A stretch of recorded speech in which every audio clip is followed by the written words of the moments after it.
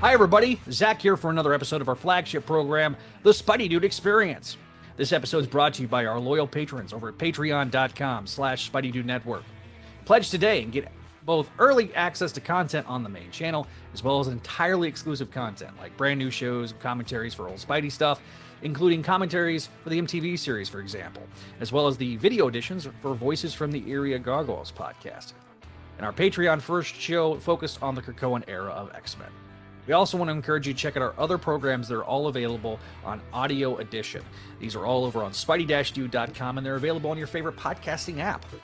Shows like Clone Saga Chronicles, the show that started this entire network, Spectacular Radio, Spectacular Sal Buscema era podcast, Amazing Spider-Man Classics, the Slot Symposium, and the sister program on this channel, Make Mine Mayday. As always, be sure to hit the like button. It really does help us big time in the algorithm. And additionally, if you have topics you'd like to cover on a live show or in a recorded medium, make sure to leave a comment down below the description or shoot us an email at SpideyDudeRadioNetwork@gmail.com. Finally, make sure to join our community. Be alerted to all new updates by hitting that subscribe button and clicking on the bell. But to be clear, your viewership is more than enough for us. And if you want to hang out with us off YouTube, you can always go to our Discord, where we have all sorts of fun stuff, or you can join us on our social medias and follow us there. All the links are down in the description below. As always, we want to be making some references to visual aids and or live comments. If you're an audio listener, pay that no mind, but leave that 5-star review for us. Any and all feedback we will read on future episodes. Thank you, and without further ado, let's get rolling with this episode of the Spideydude Experience. It is what it is. I'm done. Welcome to the latest episode. We're talking ASM tonight. We'll be doing some news as well, so looking forward to it. We've got myself, Adam, and Neil. If you are watching us live on YouTube, thank you. If you're watching us live on our on Facebook and everything like that, welcome. We really do appreciate it. So, and Vickman, that's a sucker's bet. So it cuts out at the very end. So welcome everybody to the show. I am Zach Joyner. That is Neil. That is Adam.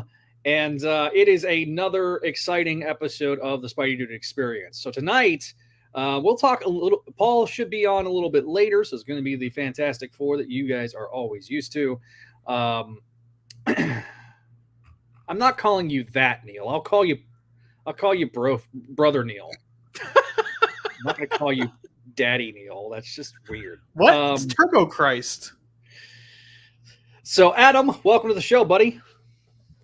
Hello. And okay, so before we get started, we'll talk some news.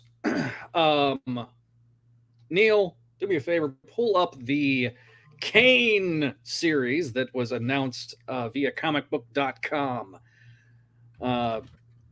So Kane has a new series. Well, it's a new mini-series that we felt like was coming for a long time. Going to be I think a 4-issue mini-series. Looking really forward to it. Got some really nice covers out of it as well. So they've been announcing some new books that are coming out in August. So they've been kind of slow dripping. The solicitations have not officially dropped yet. Nope, they dropped them this afternoon. Oh, they dropped this afternoon. So my bad. So Chasm, Curse of Kane, or Chasm. Baja Blast, Taco Bell Brawl. It is the Scarlet Spider versus the former Scarlet Spider. Seems like that people are reading into this like this is the redemption arc, maybe.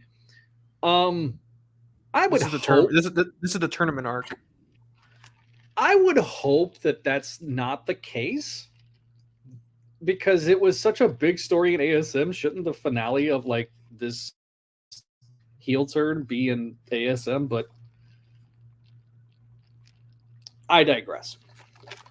Zach so the clones collide as I take a drink. So yeah, Adam, are you going to pick this up? Neil, what do you guys think? No. This is your problem. I guess me and Paul are the only ones. Listen, okay. Zach, you're. Hang on, can you guys hear me? Yes. Okay, I just want to make sure. Your love of Ben and your hatred of Chasm powers you more than it does me. That's fair. That's fair. I think I broke them. Yeah. Okay, thank you, Vinkman. I just wasn't sure if I could be heard. So,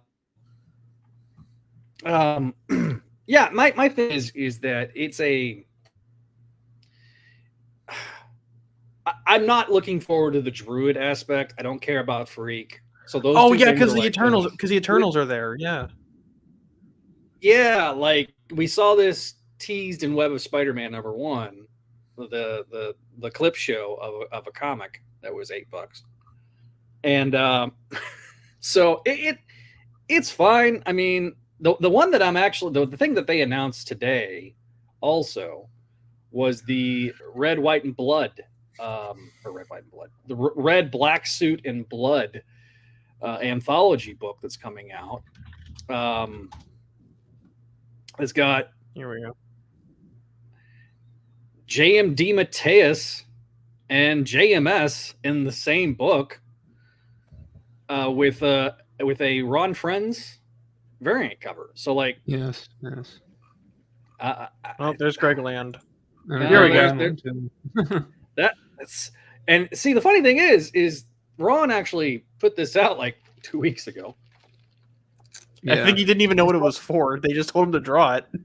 Well, no, he said. I think he knew what it was. Well, because someone asked if he was doing any interiors, and he said it was a cover for an upcoming book. And someone asked if he was doing interiors, and he said no. Yeah.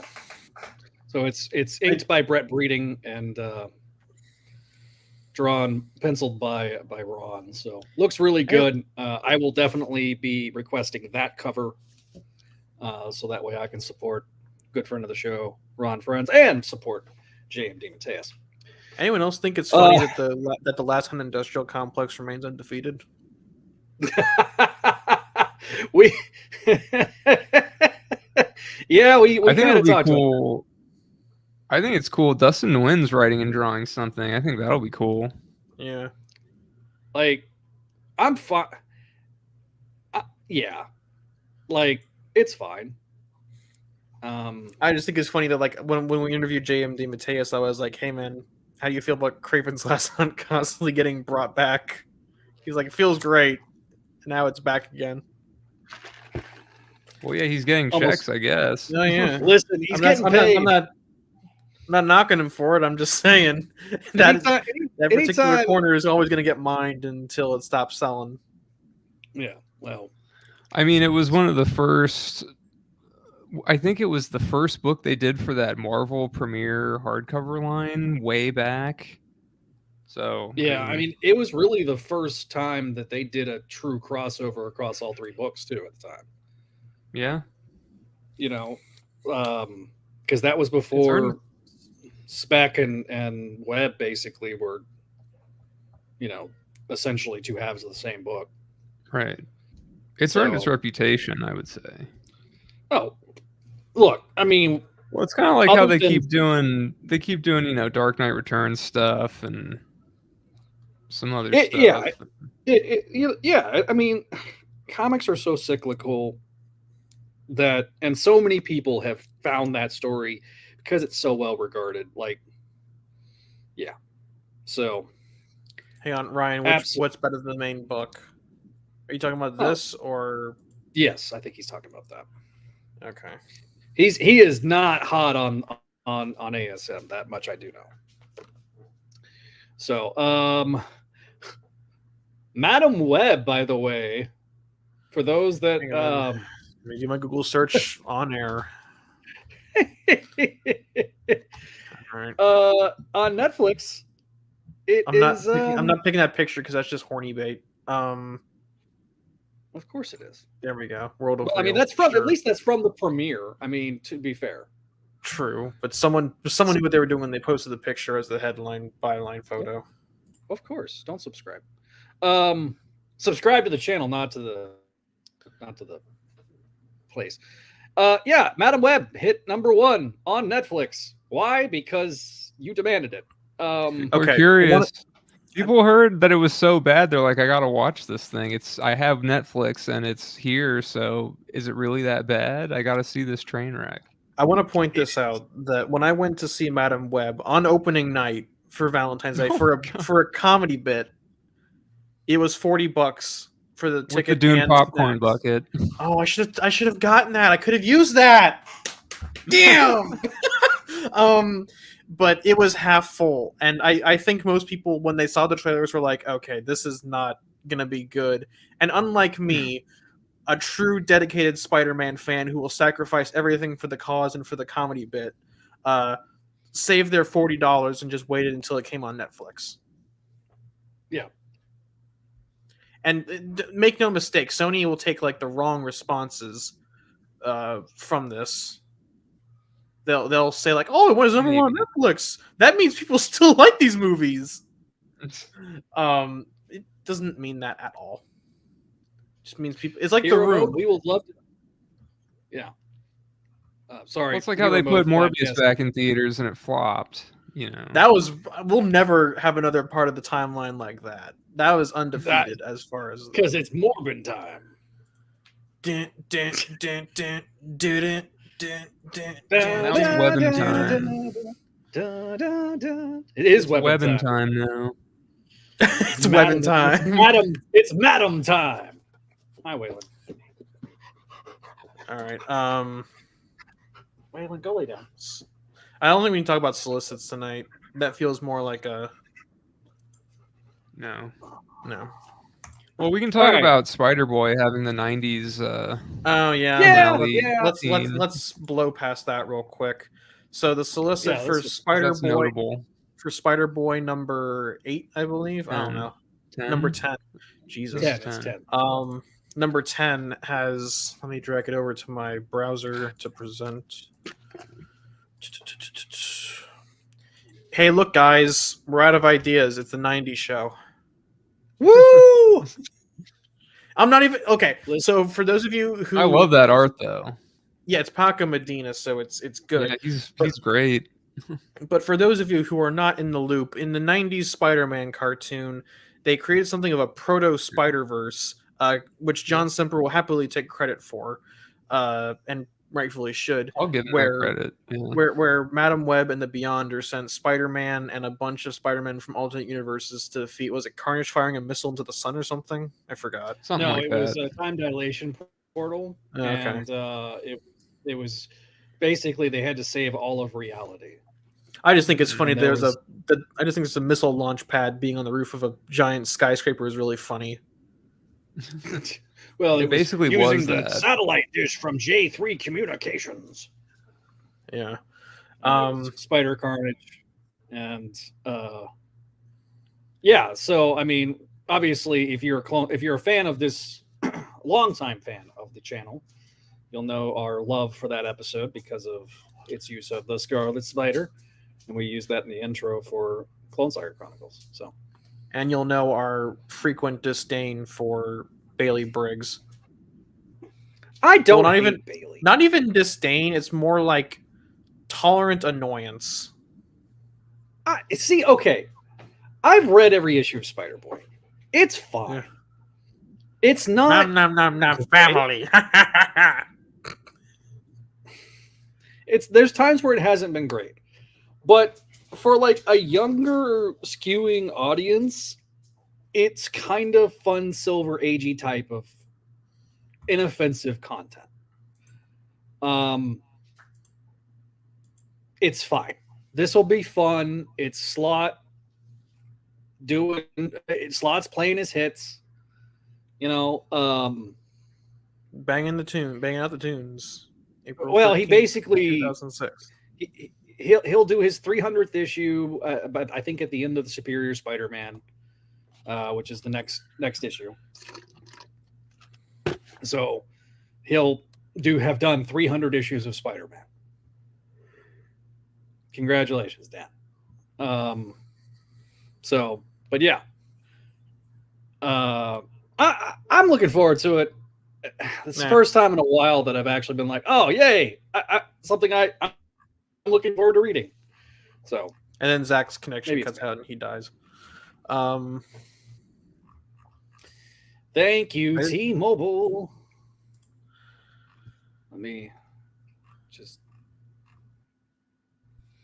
Can y'all hear me now or see me now? We could still hear you and we could still see you. You're good. Okay. You're operating in 240p though. Maybe you do the me thing and snap your finger in front of the camera. It'll focus. That's because of the connection, not because of the camera. Yeah. Says it's unstable. That sucks. Thanks, T-Mobile. Anyway, so moving on beyond the news. Let's talk about Amazing Spider-Man. Holy shit! Something I have good things to talk about. Oh. All right, so Neil, are you gonna do the recap for ASM 49? Yeah, sure. Has anyone else read the event that it's tying into? I've read parts of it, but you'll want to probably give everybody like a Reader's Digest. Okay, so the short and sticky is a bunch of Dark Force villains exploded and covered the Earth in a darkness dome. Basically, a bunch of vampires are rising up, like the gamers they are, to try and take over the world and create a vampire paradise. I'm not going to spoil who the main villain is, but basically it's so bad that Dracula has to team up with what's left of the Avengers to fight off this threat to vampire kind, I guess. I don't know. And by the time this issue, ASM 49, starts, the city has basically been plunged into a blackout and vampires are all over the place. Hope you guys like Kareem. You know, classic Spider-Man staple Kareem. Yeah. So it's written Wells by staple.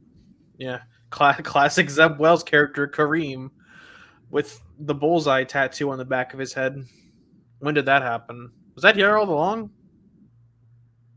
I don't remember that. The tattoo? I think so. Okay, because it looks familiar.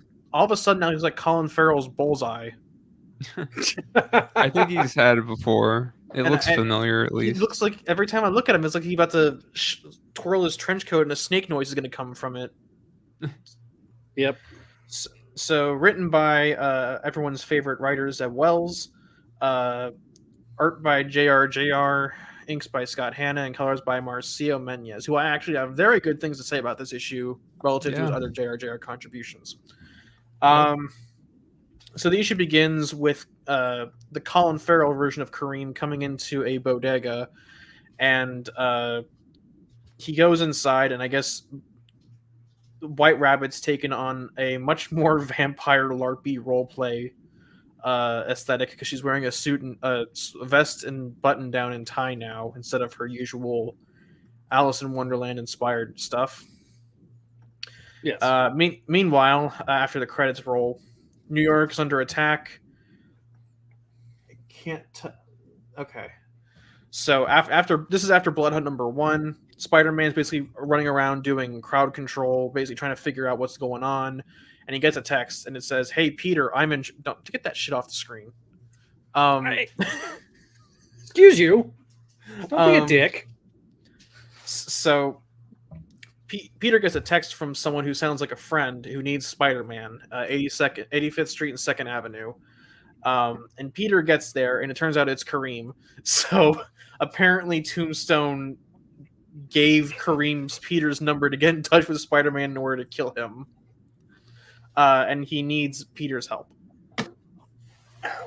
Basically, the plan is, it's like, hey, I've got a bunch of steaks from Home Depot. We're going to kill some vampires. One in particular.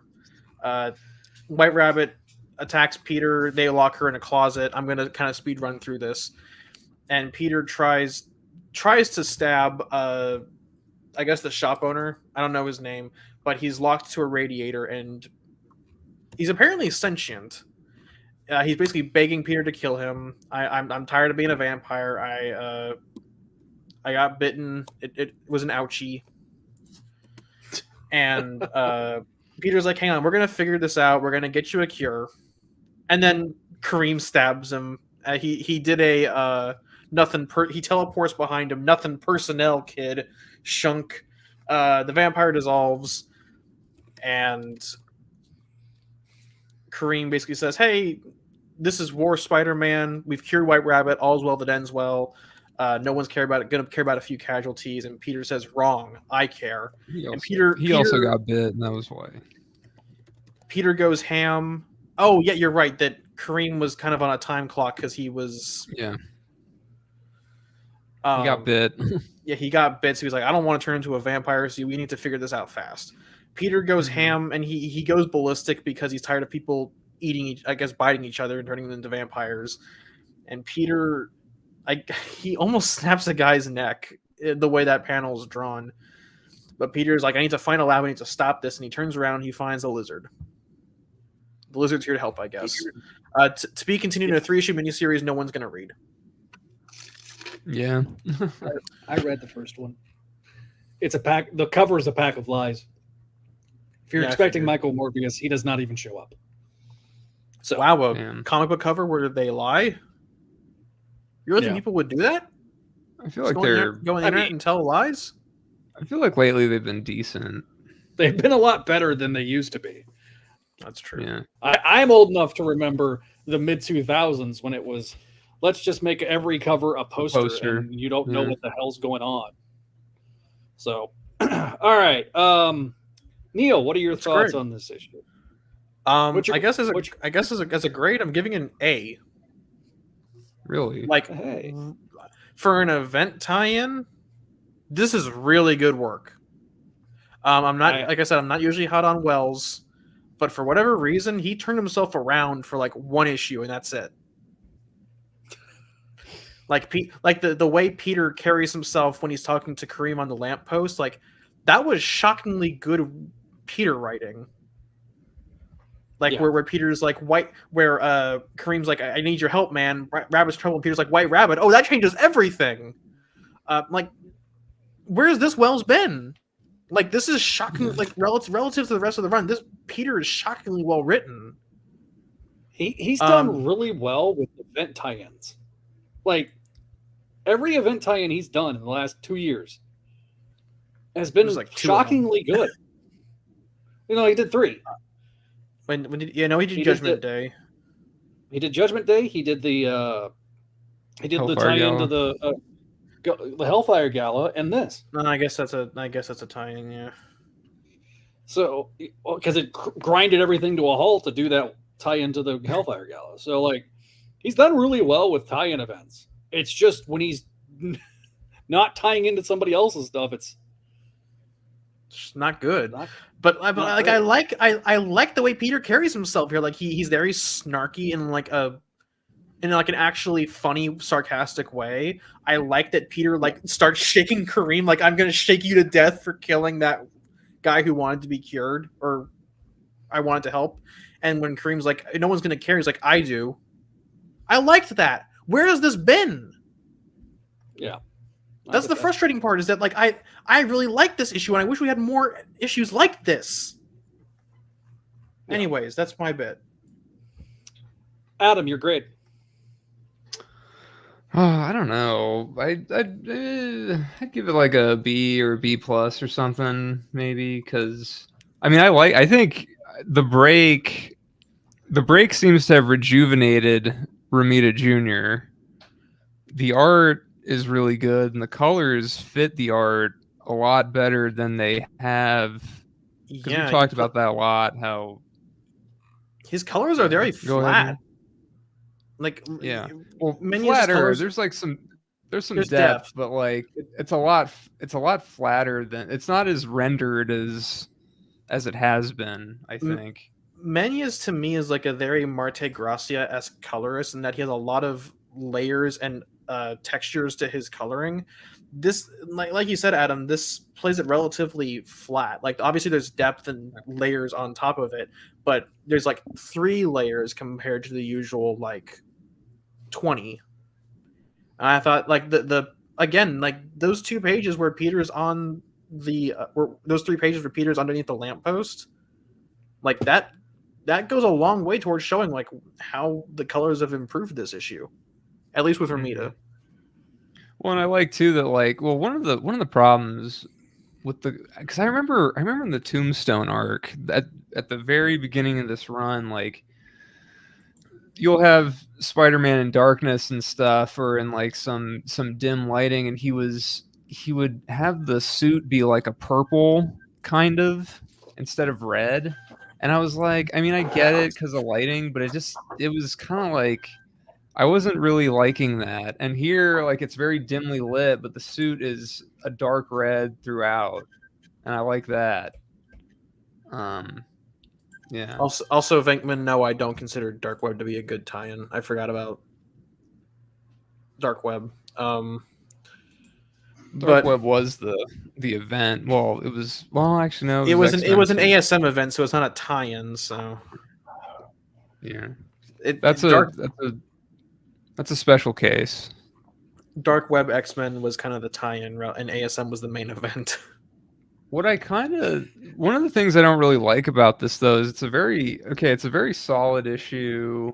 It's a nice little.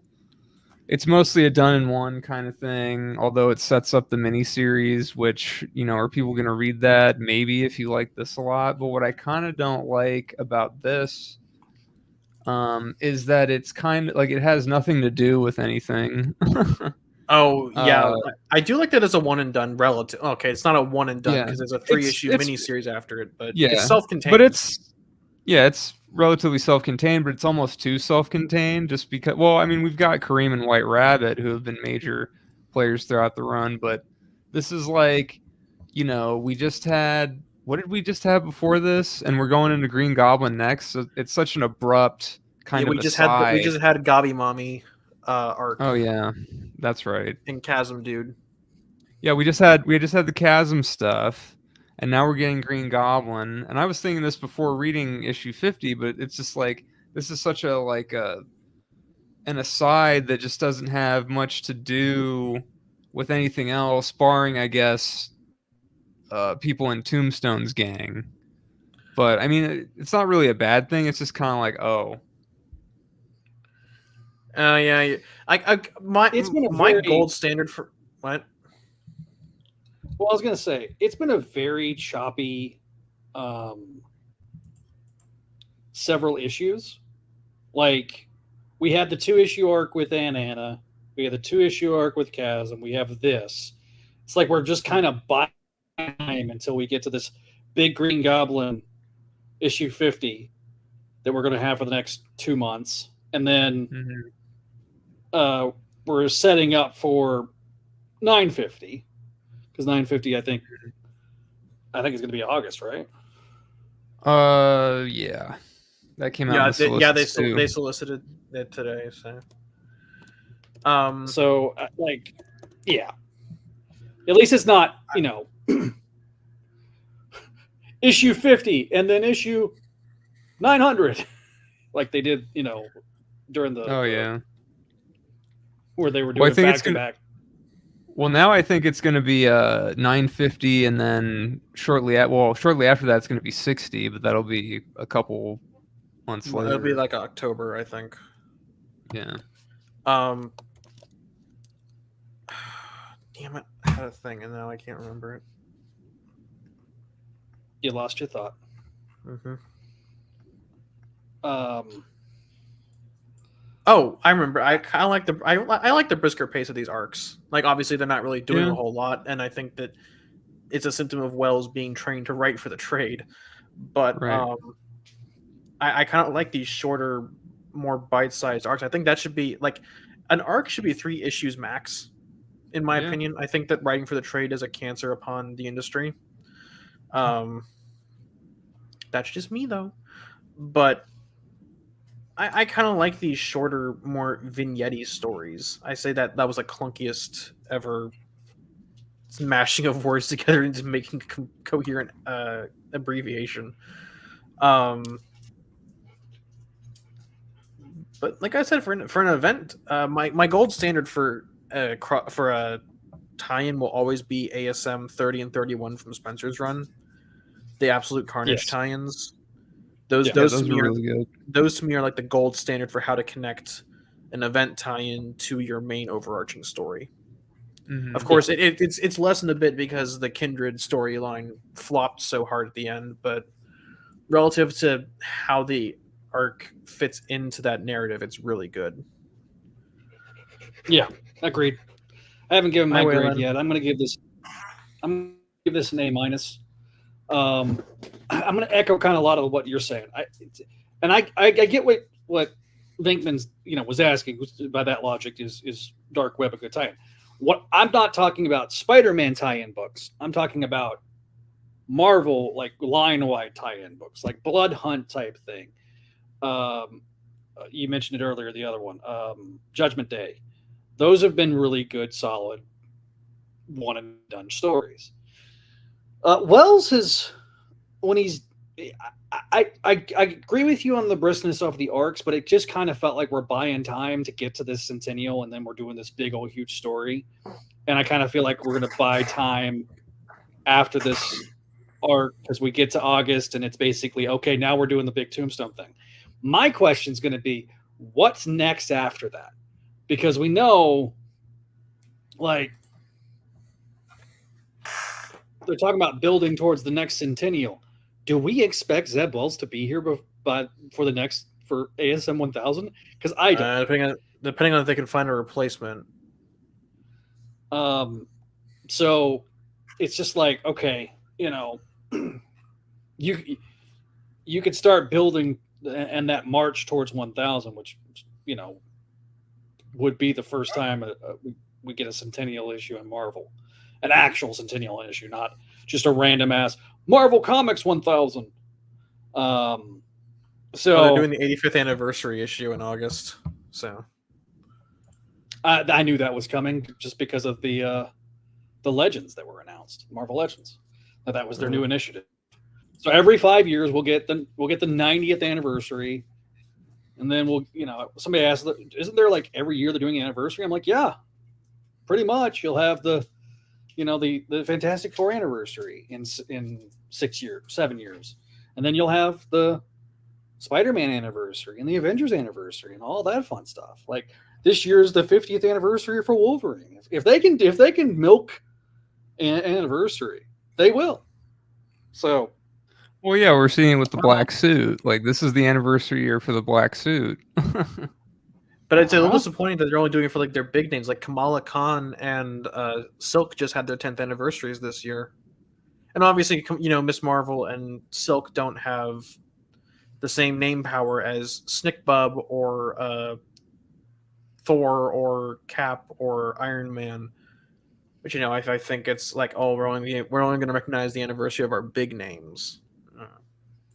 Yeah.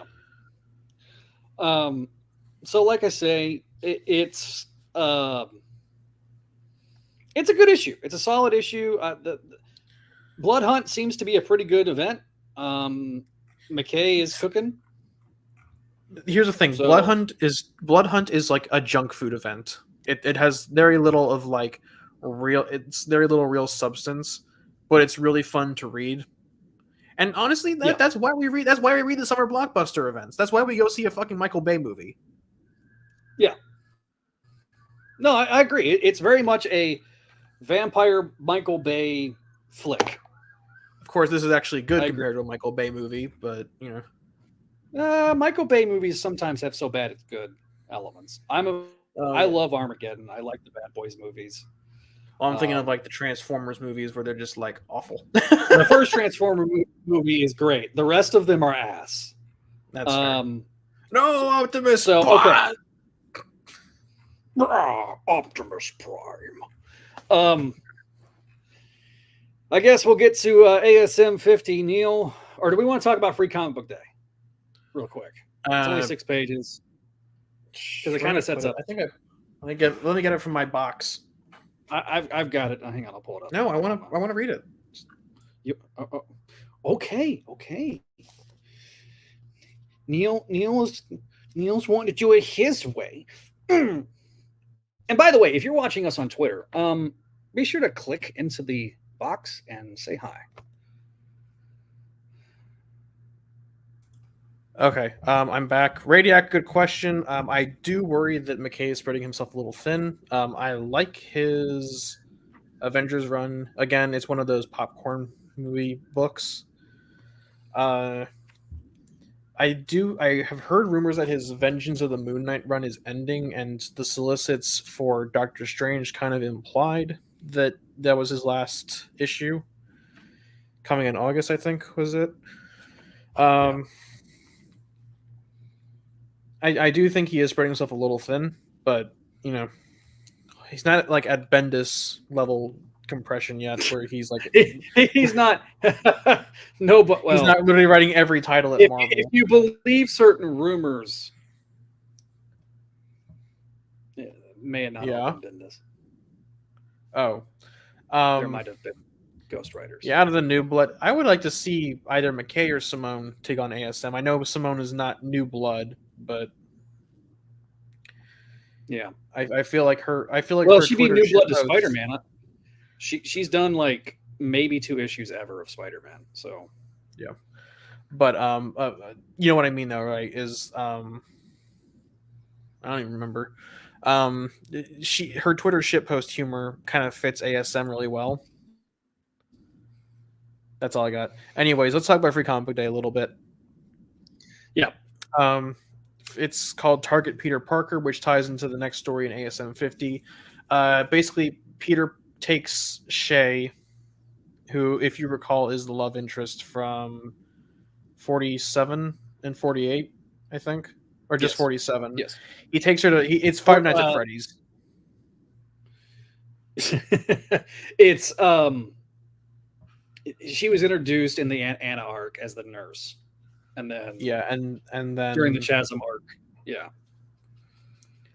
So, but anyways, they're at Freddy Fazbear's Pizzeria, and they decide to stop eating people at night, just eat people a day. Shay gets abandoned by Peter, who dresses as Spider-Man, and he wins. It's just one fight scene. They all shut down but they're like warning Peter, you are his target. He is in your, and then he dies. Norman comes in with his Oscorp boys. Look, one of them looks like Mrs. Pitalik, the Superman villain. Yes. And the other one looks like Lex. I don't know if that was deliberate. But anyways, someone was trying to lure an Oscorp employee into a trap. Shay gets upsetty spaghetti at Peter for abandoning her inside of the Death Trap Pizzeria. And Norman is kind of standing over the corpse. And one of the tech guys goes, someone's trying awfully hard to deliver a message to Peter Parker. And Norman kind of looks evilly at the camera and says, well then, it looks like we got here just in time. To be continued. Read the Ultimate story in this. Everything else is useless. The Ultimate story was fun. The Ultimate story was awesome. That's like an A+ story for me. Zeb Wells and Ryan Stegman did the welcome back, Ryan Stegman. And because everything on this show ties back to X-Men somehow, Stegman is going to be doing the art for Adjectiveless X-Men. Yeah, well. Are you guys covering the ultimate portion of Free Comic? You know what? We might. We're trying very hard. We're working internally to get Denise Camp on the show for an interview. And I would like to talk about Ultimates on my own time, maybe not necessarily on everyone else's, but I'll be there. Of course. Yeah, I like the France reference. And I feel like Camp is going to go a bit more into the geopolitics of the Ultimate Universe now, because remember, there are no more nation states. It's just continents. Kind of. There's some things I do like about this. I love Ryan Stegman's art. And I actually like Ryan Stegman when he's not being inked. When he's being inked by somebody else and not himself. He's always been inked by Mayer, hasn't he? No, he during his Superior run, he usually inked himself. Okay. Early on, he was he had an inker on Scarlet Spider, and so this is a lot of fun. It's a really good issue in terms of artwork. I like his Norman. His Norman's kind of just drips evil off the page, and it's really a lot. He of looks fun. a little too. He unfortunately, Stegman kind of falls into the same camp as a lot of Spider-Man artists in that he kind of draws Harry and Norman the same way. Yeah. Yeah, that's Not necessarily his fault, but it's a common problem that I think writers and artists have kind of failed to, or not writers, but artists have kind of failed broadly to distinguish the two. Aside from a few age lines on the face. Yeah, so like I say, I agree. We'll talk about the ultimate stuff on Ultimate Spideydude Experience. The Venom stuff is. Just oh, look at this new event! Let's go! Yay! You know, so I did like the letters page. That was kind of fun of how they were all going. The editors were going back and forth, so that was kind of a fun thing. Yeah. So, all right, Adam, you got any thoughts on the Free Comic Book Day issue? I mean, not really. It's okay, I guess. I don't know. It's a little. I don't know. It's a Free Comic Book Day setup thing. Yeah, real quick, I'm only going to cover a couple of stories in the backups. I'm probably only going to do the main story. How about this? I'll do a like 2-sentence summation of the backup stories after the main story. Okay. Go with that. All right, that's fine. Okay. Because there's ones I do want to talk about, and then there's some that are just there. The equivalent, the equivalent of the Jimmy Kimmel bit from number 6. Right. Okay. All right. Okay, so ASM 50. Yay. So okay. Well, written the by 6th 50. Well, no, it's not the 6th 50. Zach, hang on. Are you lagging? Am I lagging? Like there's like a 3 or 4 second delay whenever. Oh my god! Hang on, let me come back and. Bye. There he goes. Anyways, time to talk about Transformers. That ongoing, huh? Okay. I'm joking. We're not going to do Transformers tonight. So Radiac, I just wanted to make a point that this isn't like anywhere solidified. This is just us trying to make something happen. We would love to have him on though. Yeah, you're right that Stegman being off ASM is a bit of a shame. I think he's going to do good on X-Men though. I've enjoyed the covers we've gotten so far. We've only gotten covers for X-Men and a couple of interior pages. Welcome back, Zachary. Thank you. Oh, you look way better. You look like you're in like 1080 and not 240. It's because I literally switched to freaking from my internet that's T-Mobile to the freaking using my phone. Yes. Okay. Make it make sense, T-Mobile. Make it make sense. Continue. All right. Are we doing the recap? Yeah, we're about to start it. I was just addressing Radiac in the chat. That we're gonna try and get Camp on for an interview, but we can't make any promises. We're also trying to get Brian Edward Hill, who's the writer for Ultimate Black Panther. Again, no promises, but these are people who we really want to talk to. All we'll say is we got some fires that are burning. Yeah. All right. So ASM 50, big milestone. Woo. Written by Zeb Wells, art by Ed McGuinness. By Zach, you're getting up to go do something. I don't know what it is, but all right. Went off camera. Inks by Mark Farmer and colors by Marcio Menez with Eric Arciniega.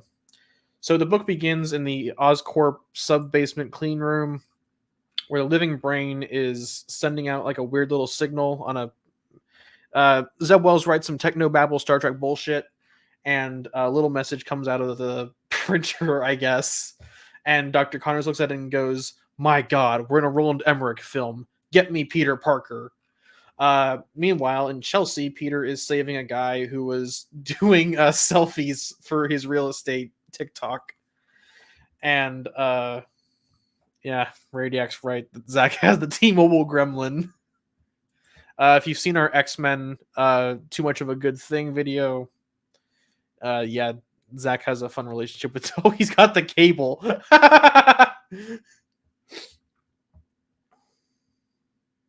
The hell is he doing? Oh, I guess he's plugging his phone in. Okay. Anyways, Peter gets a call from Norman, and Norman's like, "Peter, where the hell are you?" And Peter says, "We decided to do Spider-Man Fridays." I'm off doing Spider-Man stuff. And Peter's trying to play a little game of telephone in between the realtor, who's like asking Peter if he wants to rent, and Norman is like, hey, Living Brain wants to talk to you anyways, buying Chelsea, don't rent. And Peter's like, I can't buy because my credit score is 250. I only get 100 for being alive. Radiac, when did Keanu's cure his lizard thing from the clone degeneration? Good question. I think it was when he was separated by the isotope genome accelerator in, was it ASM 70 from Spencer's run? Did it ever get resolved? I don't know. Anyways, I don't know. Peter That was because of hangs up Beyond.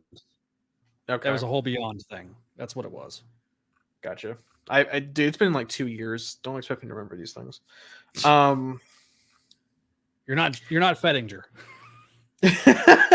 So Peter arrives at Oscorp and he's talking to Dr. Connors and the intern, who has like very large eyes. Holy shit, man. Are you okay? And basically it cannibalized its own body to form a transducer and send a signal, or a signal that carries a message that says Peter Parker is not Spider-Man. And Peter is like, what the hell does it mean? And then it starts typing out another message.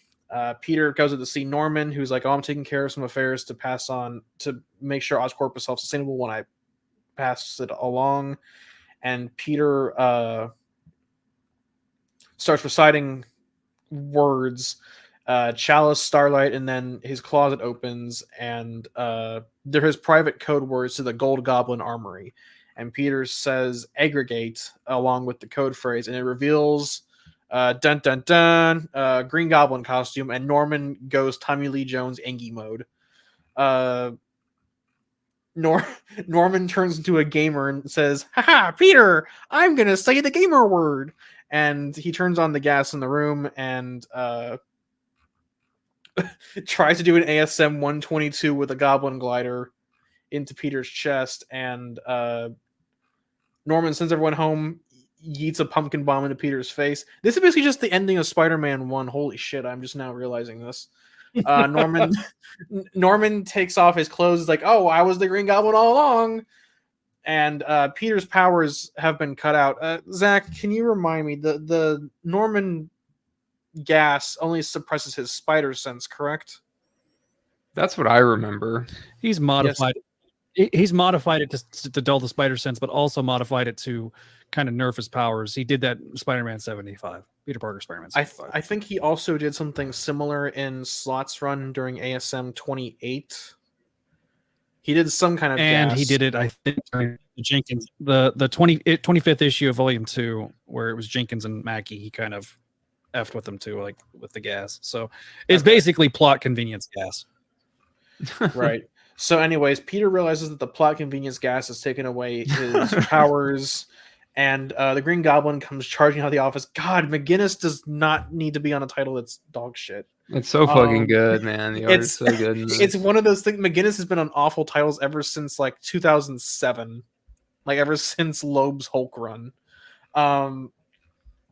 Peter manages to get his mask on, and basically one big extended fight scene recapping ASM 32-33, and it's revealed that Peter used that Norman used the Winkler machine, which was kind of hinted at in ASM 48, or was it 48? Yeah, it was 48. Basically saying like, "Oh, Peter, all those times you've been out of character, it was me, Dio, all along." The Living Brain down in the basement sends out another message, but it's technically killing itself to revitalize itself in a walking mobile body. Norman does the Peter, I've always been like a father to you. And Peter goes, I already had a father. His name was Ben Parker. And then Peter this says, does not actually happen in the issue. Did you let him into my lab? And Norman says, Godspeed, Spider-Man. And Norman starts flying Peter to their lab to cause havoc. Living Brain is turned into the Walking Brain. Look at you go, Zeb. you creative bastard. He goes, I am the walking brain, and I bring you this message. Peter Parker is not Spider-Man. It walks and it talks. He's a talkie bot. That's a Star Wars thing, right? I don't know. Anyways, Goblin flies Peter through the door. Like, he literally smashes the door with Peter's head into Peter's lab. And Norman kind of gloats with Peter kind of lying on the floor. And he goes, oh, hey, look, it's Bug the Predator drone from ASM 30. We haven't seen him in a while. Peter activates a code phrase, and Bug the Predator drone sprays Goblin with piss gas that takes away his Goblin formula powers. And Peter goes, in the most Yu-Gi-Oh issue of Amazing Spider-Man ever, Peter and Norman exchange a back and forth of, I knew you were going to do that, so I did this. Well, I knew you were going to be prepared for that, so I did this. And it's back and forth, back and forth. Everyone always goes, you're so predictable, Peter. And Peter retcons ASM 7 going, no matter how hard I tried, I never trusted you. You see that, readers? Take that. Peter never trusted Norman. And I love and yes, hate it. Bobby, he's still recapping because he's having fun with this. I'm having fun. Let me enjoy something for once. Jesus Christ. Anyways, like I said earlier, Peter and Norman use the Winkler machine. This was revealed now, but I thought it was revealed earlier. It doesn't really matter. Anyways, they used the Winkler machine, and Norman brainwashed Peter with a code phrase. Dr. Jekyll was heckled by Peter's pride, so he fed the boy to Mr. Hyde. And Peter returns back to the Spider Who Gobbles once again, as the issue ends with Kraven digging up the sin, with the sins in the spear gone. They're free to do their terrible work. Mm-hmm. To be continued. Yeah. To be continued. So let's do a quick. I'll do the two backups that I want to talk about real quick. Just real quick recaps, like 2 seconds. Marv Wolfman and the Dodsons do a Black Cat story, which is just Black Cat doing Black Cat things. And Peter goes, sure, whatever. I'll let him steal things. Damn. It's actually a pretty long story. So I'm kind of impressed that I managed to cram that into like a sentence. Yeah, basically, the gist of it is that she steals a bunch of stuff that her dad couldn't steal. Oh, it was like her dad's bucket list, right? Yeah, it was the things that he couldn't get his hands on. So she goes and steals everything, and then puts it back to where Peter can go like have it returned. So it's like, oh, it's out of her system now. Thanks, Marv Wolfman. Bye. Anyways, the next one I want to talk about is Time to Make Donuts, which is written by Nikesh Shukla, art by Chris Cross, and colors by Andrew Dahlhaus. It's basically Peter gets a donut. I guess his favorite donuts from his favorite donut truck, and Peter takes his meds to Peter takes the donut truck owner's meds to his grandma so she can take her meds, and she makes him a sandwich while also lecturing him on relaxing because Peter's so wound so tight he's gonna like break his back with how stressed he is. I guess that's kind of it. There's some more wacky things where Peter does it's what's it called? Don't Thing Thrice, It's All Right, which I guess is a Peter and Thing team up. I didn't read this one, to be honest. That's the only one I read because I was interested in the Lee Gatlin art. So basically like a series of. Go ahead. Go ahead. No, you can recap it since you read it. Jesus Christ! Someone say it. Well, you might do a better job, but it's basically Spider-Man is having trouble telling the Thing and Rhino apart because he thinks he sees the Rhino in the window of a building, and he busts in, and it's actually the Thing with a party hat on, and they're doing a surprise party for the Watcher or something. And then it's like, well, you kind of look like the Rhino, so how do I know you're not the Rhino? And then there's just a bunch of like goofy scenarios where like the Thing's walking down the street, and he's, an ice cream cone falls on his head, and Peter thinks he's the Rhino. Like, how do I know you're not the Rhino or something? And then the Thing goes up against the Rhino, and Spidey is like, okay, well, how can I tell who's the Rhino? Like, what's the catchphrase and everything? And he figures it out, and it's just a whole comedy of errors, goofy thing. I read it because I like seeing Lee Gatlin's art on Twitter, and I was like, oh wow, they actually published him in the backup of this issue. I was like, good for him. So yeah, it's just a fun little goofy thing.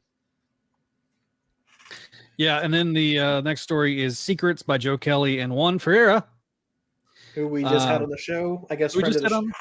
Can we call him friend of the show? Can we call I him guess. friend of the show because he's been on here? Okay. Yeah, we can. So basically, it's Doctor Strange and Peter's story, where Doctor Strange is pretty injured and kind of go back and forth, and then that's kind of the story. It's only like 4 pages. It's a setup for something, it seems, right? Yes, it's like setting up a new book, possibly by Kelly and Ferreira or something like that. Possibly. I've heard the rumors that this is like Joe Kelly preparing to take over Doctor Strange from McKay, especially with the implications of the solicits from this afternoon. Yeah, possibly. Oh, and then I guess the epilogue for ASM, which is like an actual epilogue for the main story, is that the walking brain is basically accessing all of Oscorp's computers. They see the security cameras. Green Goblin is attacking Spider-Man. And the brain goes, "Hey, look, Aerosmith reference." The end. Yeah. That's be continued. This was done by Todd Knock on artwork, not Guinness. So and Rochelle Rosenberg on colors. Yep. So that is issue 50. I would have, it's funny because I'm thinking, did we really need the backups for this? And it's like, no, we should have. I think honestly, because I didn't like that they did the epilogue at the end, because I was like, do I want to read these backups? And I was like, maybe I will, maybe I won't. It's like, oh, I'll read this one. And then I'm flipping through all of them. It's like, oh wait, there's more stuff that pertains to the main story kind of at the very end. I didn't really like that because I'm like, I was just gonna like probably stop after the main thing, after the letters page, really. So I think what they should have done is this should have just been like a 50-page book, not $10, like 7 or 8 or whatever. You do the main thing, you do the letters page, then you do the epilogue, and then you do next issue, boom, and then I think that would have been a perfectly adequate 50-issue thing. Yeah, the backups are needless ones. I honestly, considering how many of these backup stories Marvel seems to perpetually have on hand, I'm shocked they don't do like an Infinity Comics title or like a Tales from the Neighborhood anthology series of just like Peter doing like Spider-Man things with other people. Yeah. So guys, what outside of the epilogue? Outside of the epilogue, there were 26 pages of backups. That's ridiculous. All right, gang. So what did we think of the Spider Who Gobbles 2, the Haha Strikes Back? All right. What's your grade? Adam, what's your grade? I'll have you go first. I think I'll give it an A-, honestly. Woo! Woo! I quite enjoyed it. Nice. I thought it was pretty... Radiac asked a question of if he's misremembering, has Norman ever had a split personality? He thought it was an amnesia. We can answer that after we give. Yeah, we'll answer that in a second. Let's let Adam give his thoughts, and then we'll answer that after. Basically, I thought this reminded me of that halfway point issue of Beyond, where like Ben had like that race against the clock moment. I should say racist. No, but it I don't know. It was kind of exciting. It felt like there were stakes. I liked that Peter was proactive, and I think I guess I love and hate the Yu-Gi-Oh-ness of it. You know, like this is, you activated my trap card back and forth. Like, I love it. I love it and I hate it because it's like, yeah, it does kind of feel like was this really Wells's plan to? We could have had like one. I knew you would do this all along each, but we had like 20 instead of 2. And There was like it's 3, and it just kind of was like, my best laid plans were thwarted. No, my best laid plans were thwarted. Oh no! I don't know. I think the main thing is like it was a good. The twists and turns were interesting. It was engaging, exciting. The pacing was good. The momentum kept building. Peter was proactive. It's a cool fight between him and Norman. The art is incredible. I just feel like it's a good Wells issue, pretty much. The living brain stuff is kind of interesting. It adds to, the mystery and the stakes a little bit, the intrigue. Yeah, I feel like, why it's like I wish Wells's run was a bit more like this issue in general. Yeah. Neil. Now, will the momentum continue, and will the rest of the story be just as interesting? I don't know. We don't, and but I don't know. I thought this was pretty good. Neil, your grade. I don't think I'm going to give as high of a grade as Adam. Like, I'm not going to give it an A. I'm probably going to settle for like a B+. I think shockingly competent considering it's a extended issue and a Wells issue at that. This isn't me saying like, oh, Wells bad. But it is me saying that, like, I haven't been particularly impressed with how he's paced his run so far. But surprisingly, not awful pacing. I think most of that goes to McGinnis. McGinnis carries this issue so hard. It's high octane. It's a high octane thrill ride. And Marcio Menyes, this is the artist that Menyes should be paired with. Like, I know that we've quibbled about McGinnis or Menyes being attached to Romita Jr. This is the artist. Well, it's because like McGinnis has a bit more depth to his style. And that's not a knock against Romita Jr. Like, Romita Jr. has a flatter style, and that's great. But it just, when you really render the coloring, like had in previous issues, it starts looking odd. But but McGinnis he's got a lot of depth, and it very fluid lines. Yeah, and it adds when he does the rendering, the color rendering, it works better because there's a bit more definition to play around with, I guess. But yeah, like I said, McGinnis, brilliant choice for a Green Goblin story. I really liked the paneling and how the paneling and the pacing on this issue was insane. I do think we could have done with less 1-page spreads and double-page spreads.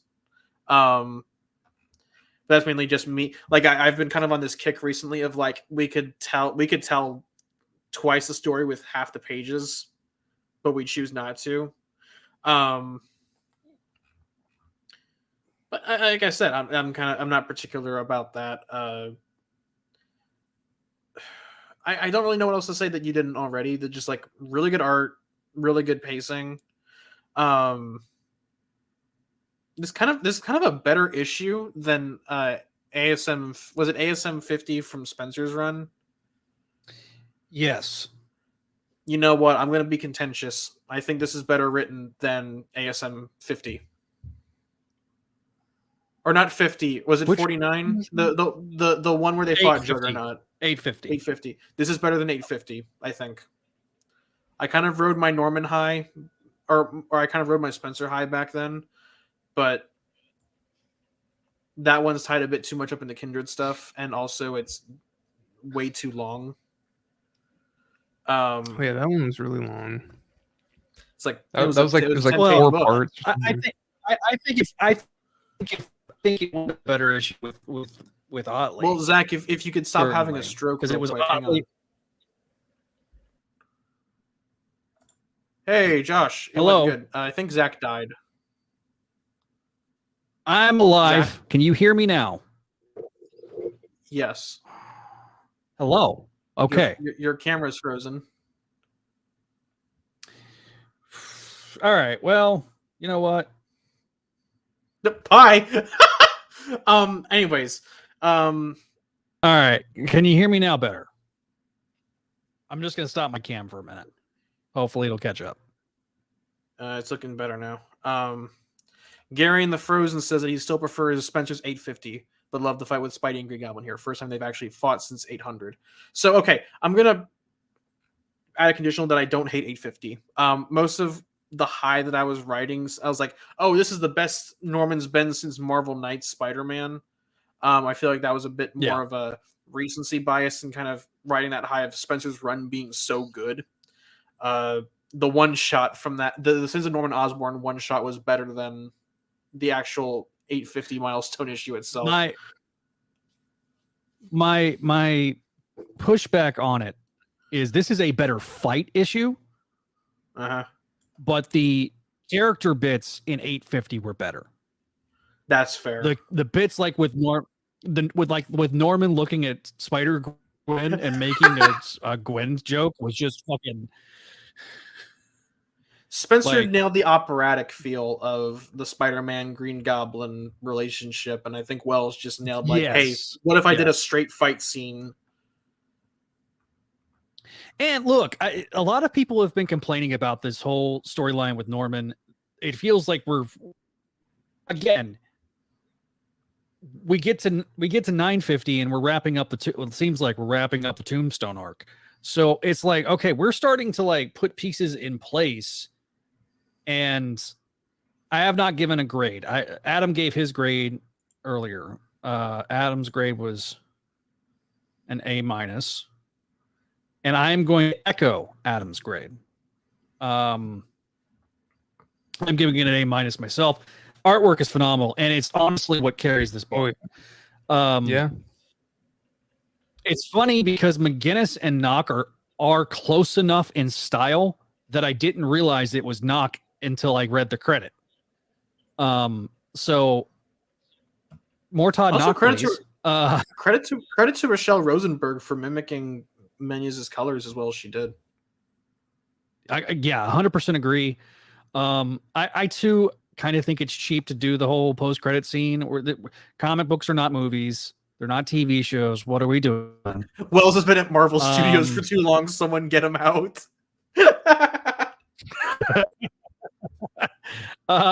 So again, I think this is a really good. The main story is good. The backups are kind of hit and miss. I didn't care for the donut story. The Black Cat story was cute. I'm going to be honest. I love the donut story.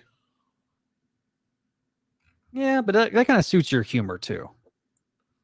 I guess also it's also good at it's also a good character story. It's a fun, friendly neighborhood Spider-Man story. It's not bad. It's just not my favorite. The thing. It's kind of a series of unfortunate events. I don't know. It was fine. The Doctor Strange one, as good as the artwork was with Juan Ferreira, I didn't care what was going on in that. It's like what is going on? It just doesn't make any sense. It seems like it's just another setup. So honestly, though, even though I wasn't a fan of the story itself, all the artwork across this entire book is really good and carries the overall depth of the story. I just don't like Joe Kelly writing Spider-Man ever. Well, not ever. There's been a couple of times, but for the most part, Joe Kelly is just not my favorite. So he's middling. That's the best I can say about Kelly is that he's middling. Yeah. Gary in the Frozen brought up earlier. So to answer Radiac's question, because I said we were going to get to that in a minute. He did have a little bit of split personality, mainly in like it was amnesia, and he would go back and forth. I remember. I know in the '90s show he had a split personality. Yeah, you could. I feel like you could argue that. I mean, it's not perfect, but the whole like, oh, he forgot and then he remembered. That's like, it isn't a split personality, but you could maybe argue that it technically is. But then when he remembers, he's just like the Green Goblin all the time, or It's not like necessarily the Green Goblin all the time, but like in the '90s post Clone Saga stuff, where he's just kind of like, messing around, and it's like, oh, I know your identity, Peter, and who's this other Green Goblin, and all that stuff. It's like, it's definitely like he's not really a good dude overall. And the dichotomy between Norman, I do like the fact that it's Norman and the Goblin, and there's a distinct voice for both. Sure. If we're going to have, good Norman, it makes sense, but the Goblin's always going to be over the shoulder. So I'm interested to see how this is going to tie into like the rest of the stuff. Currently, it was definitely not what we thought. I thought, honestly, they were setting up Ben Reilly as the Goblin who laughs. Right. A spider who gobbles. There we go. I was about to say. I think we were, the thing was, I feel like that was kind of us sort of just being like, we're like, oh, well, maybe they're going to throw us this curveball, and it's not actually going to be Peter, it's going to be Ben, because Ben, his mind's all messed up, and the Winkler device and all that. I got all that to the people who were saying. Oh, sorry. And also the fact that, like, we just kind of had this already, and we're like, why are we getting this again? So it would make sense if they threw the curveball that it was actually Ben, but I think we kind of knew that it was going to be Peter. I did have to laugh at. Sorry, thank you for the super chat, Vinkman, of $2. It's Norman time with 5 eggplant emojis. Shit. What were you saying? I'm trying to remember. Spider who gobbles. I think them playing it straight was probably, I don't want to say the best option, but it's like, oh, we kind of saw this coming a mile away. The people who thought it was going to be Paul, you guys need to stop. This is basically you guys saying, like, I want to project what I think about the book onto what the writers are thinking. It would have been really funny if Paul was the spider who gobbles, but nah. I think they kind of had to play this one straight, even though you forgot to take the page off of. I'm getting there. Hang on. I already did it. Really? People thought it was Paul? Stop it. Get some help. No. Stop it. I'll take this as like a single issue. It's good. I'm not sure this issue can stick the landing though, as far as a arc. Yeah, we'll see how the art goes, but I don't know. It's probably the art, but I do think, I don't know, it reminds me of that halfway point of Beyond where Ben was like, scrambling to, or he was like spiraling. Yeah, I remember that. Yeah. And it's like, oh yeah, I mean, I think Wells can bring it when he's what's the word, inspired. Okay, so Radiac. I don't want to. I mean, that seems backhand, because I don't know like how inspired or uninspired he's been with a lot of this stuff, but so I don't know. This I think was good. So Radiac points out that Paul kind of functions as firefighter Pedro too. Here's the thing: Pedro didn't inspire this much anger. He did not inspire the Marvel Circle Jerk subreddit to make their profile picture Pedro. And he was only there. He was like in Superior for what, like a couple issues, and then he was never seen again. He was there for like 2 issues in ASM, but that was just to basically write MJ out of the book. To me, Paul is Pedro and Paul. He's correct that Paul and Pedro are kind of the same thing. The difference is that Slott didn't try to have Pedro like function as a main character or like he was more transparently a way to write MJ out of Peter's love life, and it wasn't done while Peter and MJ were together, and then all of a sudden, oh, here's Pedro. Now at this point, Otto had broken up with MJ, and MJ had, I guess, Zach, what are you doing? I was Jesus Christ! Trying to look at Walter. Jesus, man. What the hell?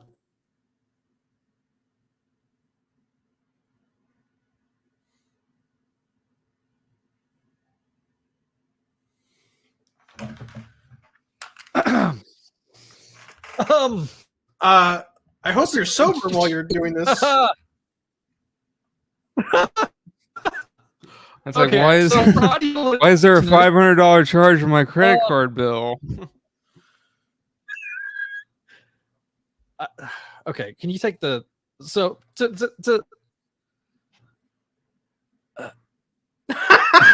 I'm sorry. Walter meant $5. Oh boy. Okay. To the future greenhead, purple beard, red nose joiner, goblin drinker, jackpot. You better say it with feeling. Bro Cephas. I need to get up and take a walk for a minute. I'll be right back. Jesus. Thank you. I'm speechless right now.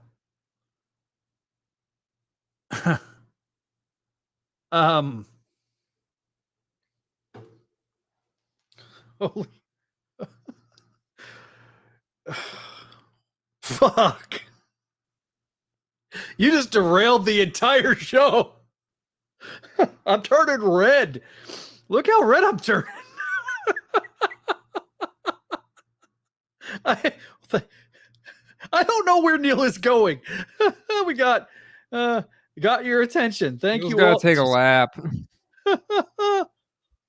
Spider-Man says, way to go, Walter. Congrats, guys. Yeah, Spider-Man. Thanks, Spider-Man. I don't know where Neil's going. Thank you for wearing pants.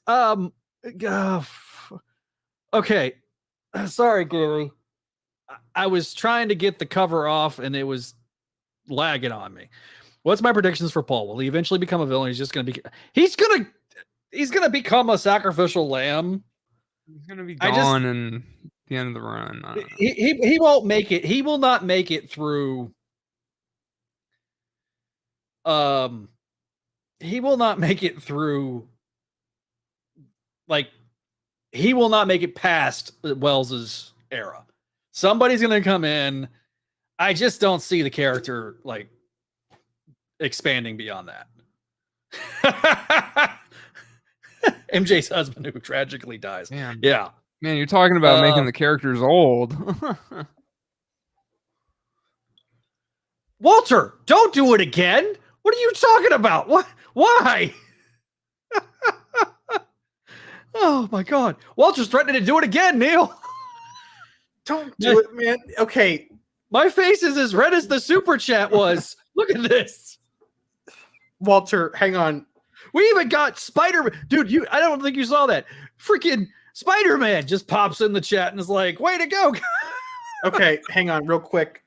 Walter, can I have you breathe into the breathalyzer real quick?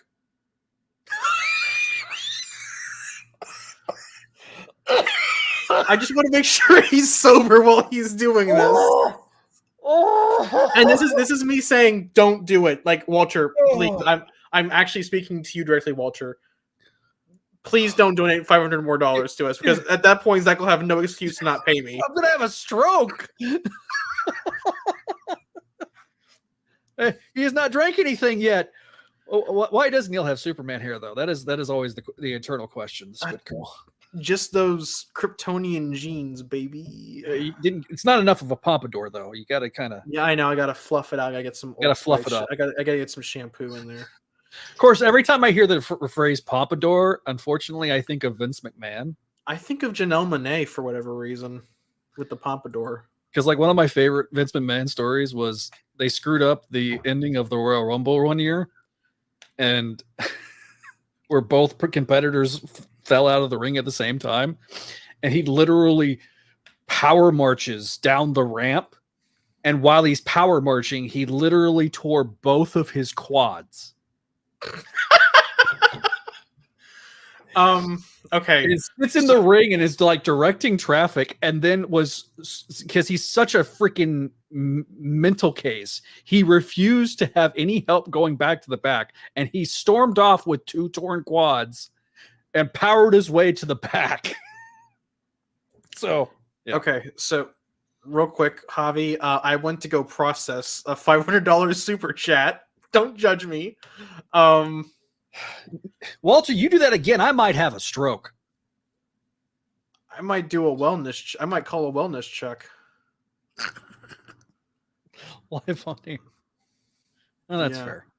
Yeah, that's fair. And then I don't want Gary to feel like we abandoned him for giving Walter intervention.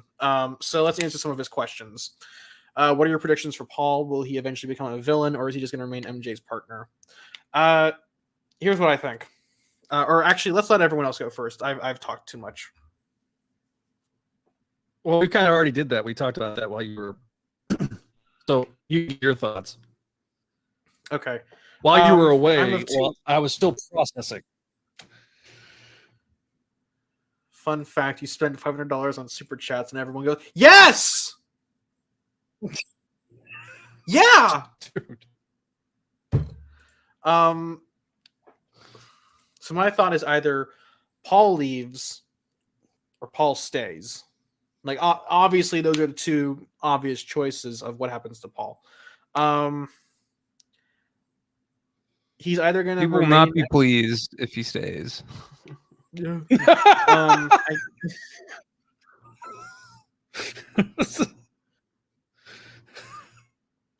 I'm sorry. Just people. The way you said that, Adam, just made it broke me. The revolution will be televised.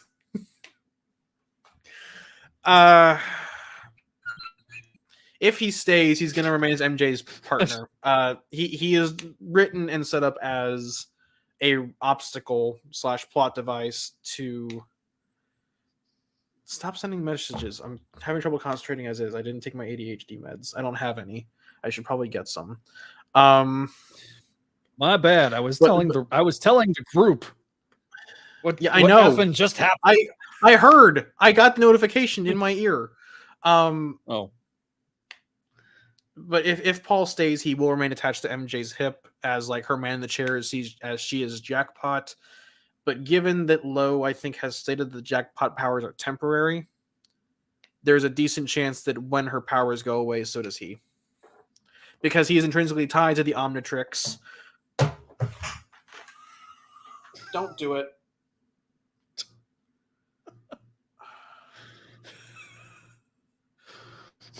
I mean, it would help. I could get better. No! Don't encourage him.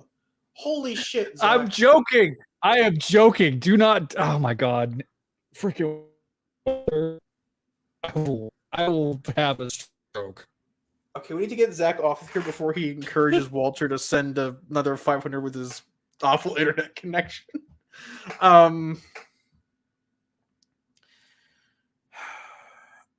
Okay, Adam. Okay, YouTube won't let him. So that you tried. Oh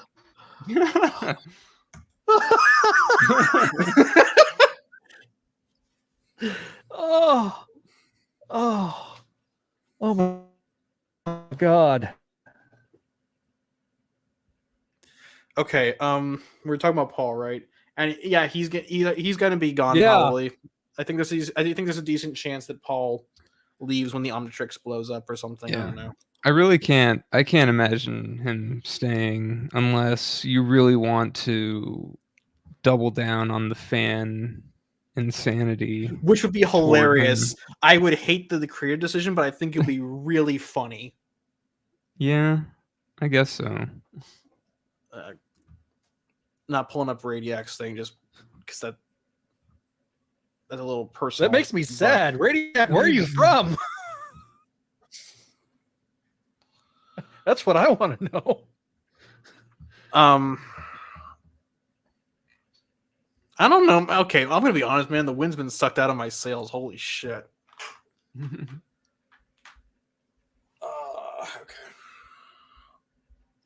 What were we talking about? Oh yeah. I think Lowe doubling down the Paul bit would be really funny. I would hate the creative decision because I know that Paul is literally just a roadblock to keep Peter and MJ apart.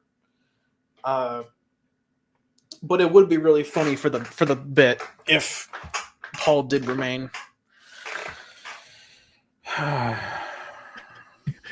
Yeah, hang on. I only have a text chat.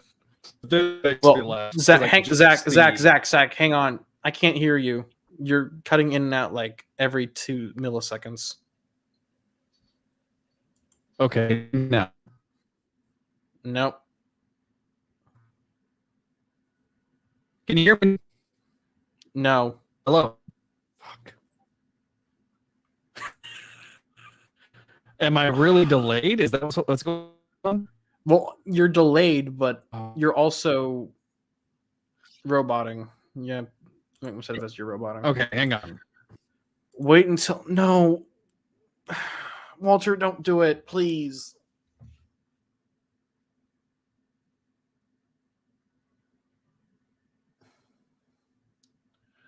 No, Josh, please don't encourage him. Don't do it. I'm begging you. I love money, but I can't have this on my on my conscience. No, you're fine, Radiac. Obviously, currency has different valuations in different parts of the world. Yeah. Show some love, and Zach has a... Okay. All right. Oh, there we go. All right. Zach is Can back. you see me and hear me now? Yes. Yes. Am I still operating like a robot? You're fine. You're fine. Okay, so what I was trying to say was, normally I don't bring up the private text chat, but I'm kind of laughing at the fact that Javi is at work as a first responder. He goes, I turned it back on for a second just to have Neil yell, Jesus Christ, which sucks because I didn't have my headphones on. I could just see them. Like, he's like trying to take a call, and all you hear is, Jesus Christ. Thank you, Walter. If you want to get me better internet, then. Oh. No, just get Zach a God. modem, or just get Zach a modem or something. Don't donate to the group. Well, okay, you live in Panama. We'll talk about it. So Panama's dollarized. So yeah, because of the thank you. Was it Teddy Roosevelt? I think it was Teddy Roosevelt. It's either Roosevelt or Wilson, I think. Basically went to Panama. Wilson! Sorry. Every time I hear Woodrow Wilson's name, I have to scream in anger. I have no Bateman, idea. are you having a stroke? Oh God, please no. God. Bateman, please no. We can't. This has turned into a wild episode. Oh my God. Oh.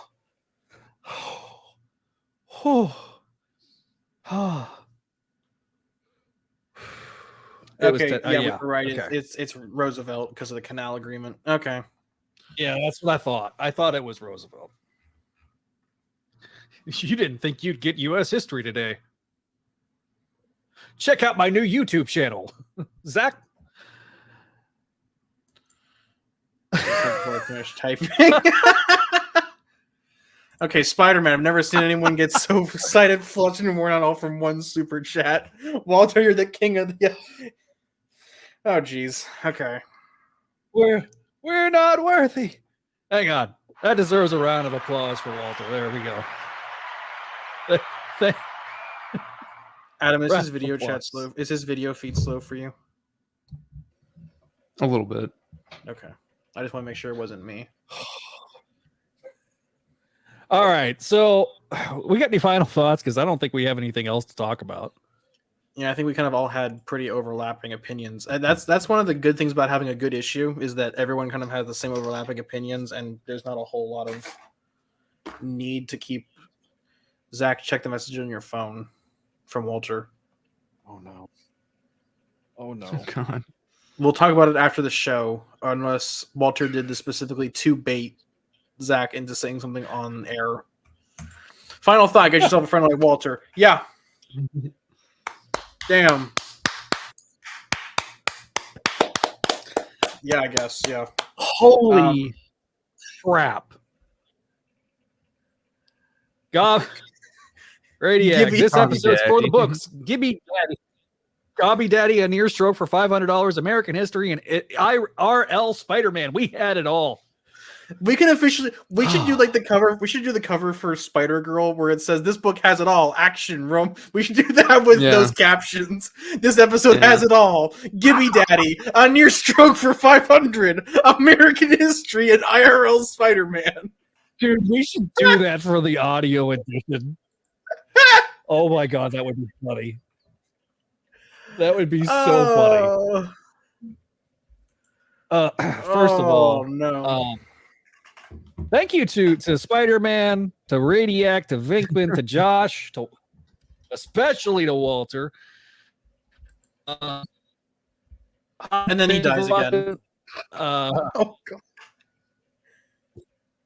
God. Frozen. Thank you. Thank you guys for Eric Porter and Ryan Reed. I know he left earlier, but thank you guys for your support as always. For those that are watching us, Gibby Daddy is kind of funny too, so it was unintentionally funny. So last night we just had the Slot Symposium latest episode drop. If you have not checked that out, we are live streaming on the Spideydude, also on the Comic Binge YouTube channel. Thank you guys for those that watched us. And yeah.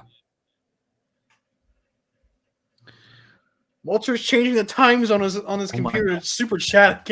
Don't do it. We need to end the stream before he gives himself a financial black hole.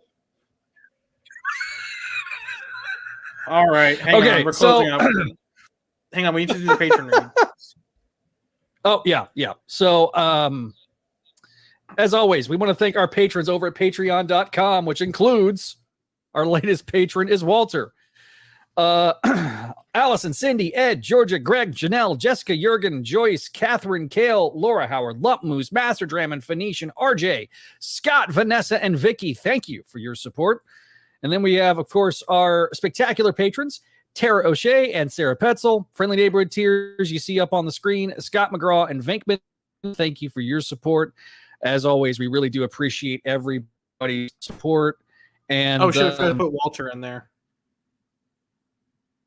Oh yeah. Walter is in the is he in the VIPs? I think he's in the VIPs. He's in the spec tier. Oh, he's in spec tier. Okay, so he's the third spectacular person. So we'll get that updated for next episode. There, Walter. And of course, if you have not already followed us on our social medias, you can go find us over at Spideydude Radio on Twitter, which we are streaming on there right now. At Facebook, which we finally got Facebook to work again. At Spideydude Network on Facebook, at Spideydude Radio Network. If you've not already subscribed to us on the YouTube channel, give us that like, that share, that subscribe, let people know about the show. We really do appreciate it. If you want to hear your voice on the show, you can always leave us a voicemail, 818-925-6631. And for the Patreon subscribers, what Walter was talking about earlier, we are trying to get to 50 Patreon subs. And if we do, I will shave my head bald, glitter paint my beard, and paint my head green, red, and purple, and say that I love Jackpot. So he's gonna that is the incentive. So oh yeah, I will scream it. I can't scream it too loud. I now have neighbors. I didn't have neighbors for a long time. Now I have neighbors. So thank you guys for watching. Thank you guys for supporting us. Thank you for being a part of it as always. And we'll see you guys next time here on the Spideydude Radio Network. Programming note here on the stream. we will have Make Mine Mayday this Saturday at 7 p.m. Eastern. So join us live for that. Be sure to hit the notify me button as I'll set that up. So we'll see you guys Saturday for Make Mine Mayday. And we'll see you, I think, next week for another episode of the Spideydude Experience.